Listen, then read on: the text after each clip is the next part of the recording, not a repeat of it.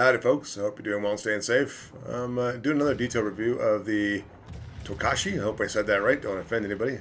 Like I said, I don't speak Japanese, but I love sushi. That was pretty stereotypical, wasn't it? Sorry.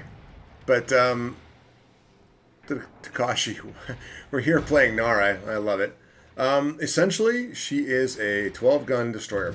She has 127mm guns, so she's a destroyer. It's almost like trying to compare it to the Elbing. Elbing is actually a destroyer, but she's a cruiser too. By the looks of it, they kind of got it backwards. That's by a lot of things that happen. Is getting your torpedoes destroyed is a very common thing in the game.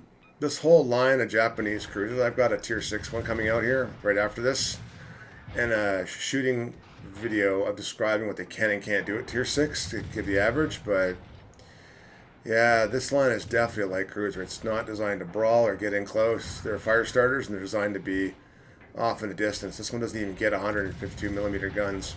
So, all right, so let's get into it. Now, when they say light cruisers, they're not kidding. But first, I mean, look at the art department again. What a great job, eh? Like, fantastic. I like it a lot.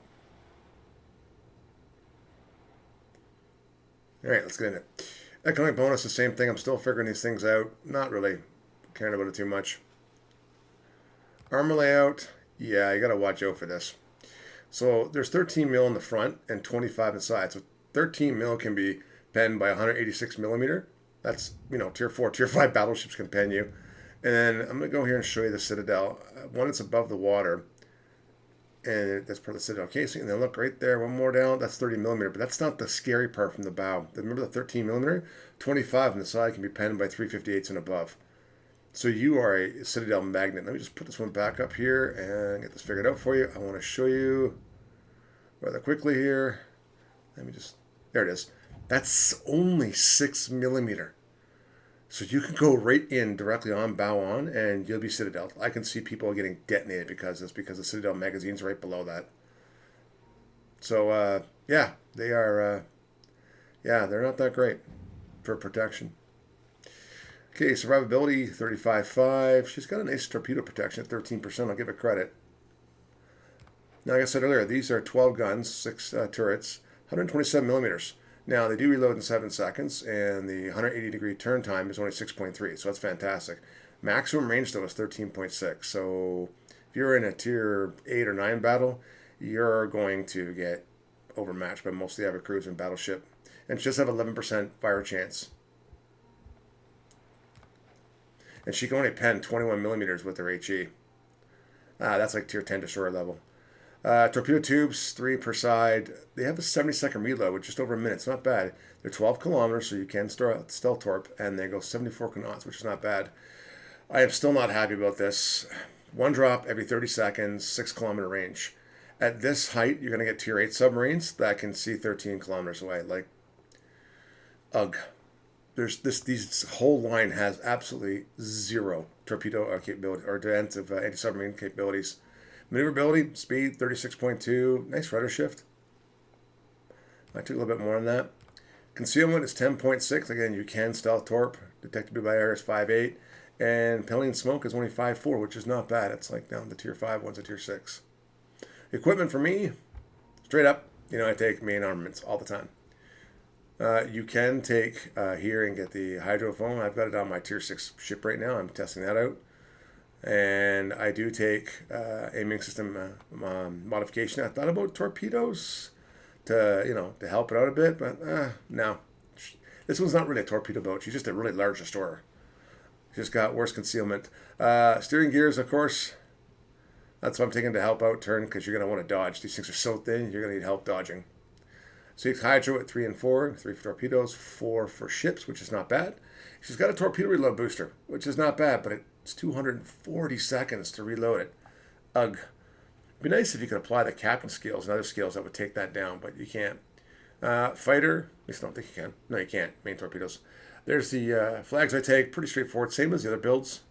Just these guns are way smaller. So I'm going to show you 2 different captain skills back to back here. So one right off the bat, this is my AA build if I want to take AA, and I'll show you different ones on it. So consumable specialist, I took most of the first row because you're going to want to be able to, I know it's It's reloads in 6.8 seconds, but you're going to want to do it quicker.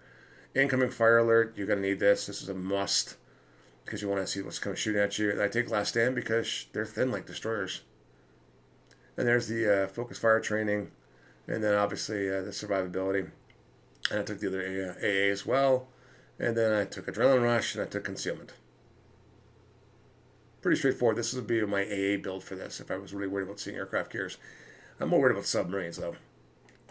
Okay, so here's the actual same build, but for what I would typically take for. Right off the bat, I'm going to take Swift Fish because it's an extra 5%. I'm going to take Gunfeeder to switch it, gives me 40%, so it's half the time. Incoming fire, like I said before, must have. Last stand, must have. Priority target, all three of those are must have. Here's a fire starter, it helps out. I took this one because it's extra 15% damage, like the Tier 5 and Tier 6. Puts my damage over 20,000 per torpedo. And then, of course, I took the Adrenaline Rush, Survivability, and Concealment Expert. So let's go look at that illustrious AA.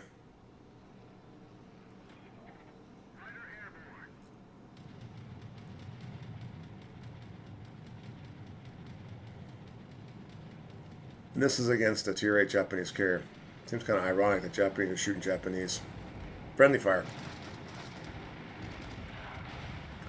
I managed to kind of dodge those ones, but it takes a long... This is even with AA build, takes a long time.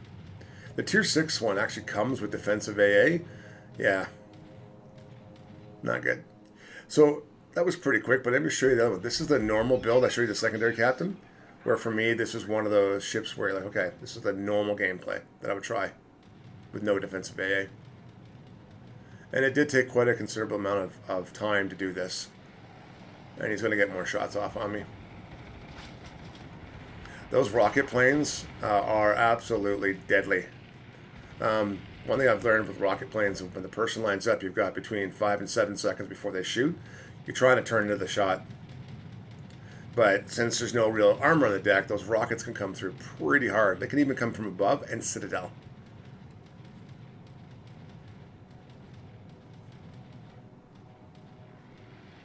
And again, it takes much longer. He's going to get another shot off on me. I think this one actually did some damage. Yeah, I put a fire on me.